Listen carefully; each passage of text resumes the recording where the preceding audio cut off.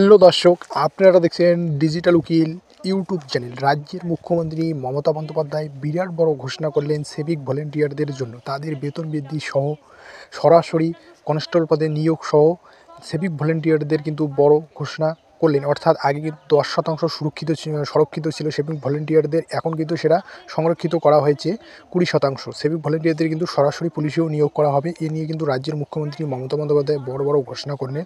অর্থাৎ সিভিক ভলেন্টিয়ারদের 1000 টাকা করে বেতন বৃদ্ধি সহ একাধিক দাবি মেনে নিলেন রাজ্যের মুখ্যমন্ত্রী মমতা বন্দ্যোপাধ্যায়। অর্থাৎ সিভিক ভলেন্টিয়ারদের কী ঘোষণা করলেন রাজ্যের মুখ্যমন্ত্রী মমতা বন্দ্যোপাধ্যায়, লাইভ দেখে নিন রাজ্যের মুখ্যমন্ত্রী মমতা বন্দ্যোপাধ্যায় কী ঘোষণা করলেন সিভিক ভলেন্টিয়ারদের জন্য।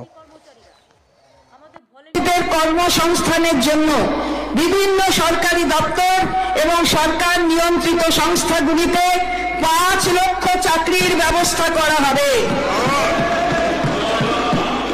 1,50,000-এরও বেশি সিভিক ভলেন্টিয়ার, ভিলেজ পুলিশ, 1,50,000-এরও বেশি civic volunteer, village police, green police ইত্যাদি আইন শৃঙ্খলা বজায় রাখতে পুলিশকে সাহায্য করতে গুরুত্বপূর্ণ ভূমিকা পালন করছে। আমি আনন্দের সঙ্গে জানাচ্ছি যে এদের মাসিক পারিশ্রমিক আরো 1000 টাকা বৃদ্ধি করা হবে। রাজ্য পুলিশে এদের যুক্ত হওয়ার কোটাও 10% থেকে বাড়িয়ে 20% করার প্রস্তাব করছি। আমি এই খাতে 180 কোটি টাকা বরাদ্দ করার প্রস্তাব করছি।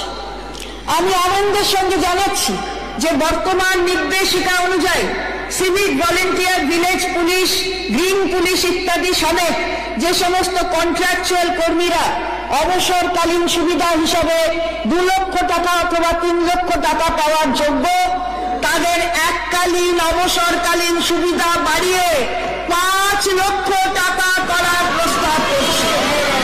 আমি এই খাতে 100 কোটি টাকা বরাদ্দ করার প্রস্তাব করছি। আমি আনন্দের সঙ্গে ঘোষণা করছি যে কন্ট্রাকচুয়াল গ্রুপ ডি ও গ্রুপ সি কর্মচারীদের মাসিক পারিশ্রমিক যথাক্রমে 3,000 টাকা ও 3,500 টাকা করে বৃদ্ধি করা হলো। এর ফলে 50,000 কর্মী উপকৃত হবেন।